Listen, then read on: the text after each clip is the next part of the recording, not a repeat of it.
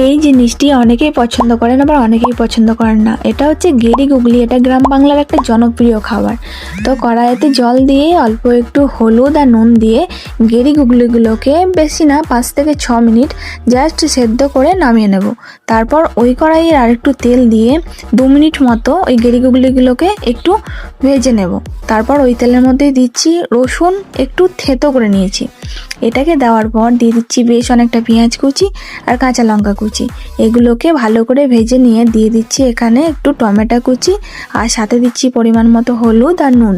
এবার টমেটোটা যখন নরম হয়ে যাবে তখন তার মধ্যে দিয়ে দিচ্ছি ওই সেদ্ধ করে রাখা আলুগুলোকে।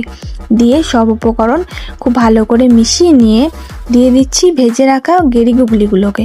দিয়ে আবারও সব উপকরণ খুব ভালো করে মিক্স করে নিয়ে দিয়ে দিচ্ছি পোস্ত বাটা।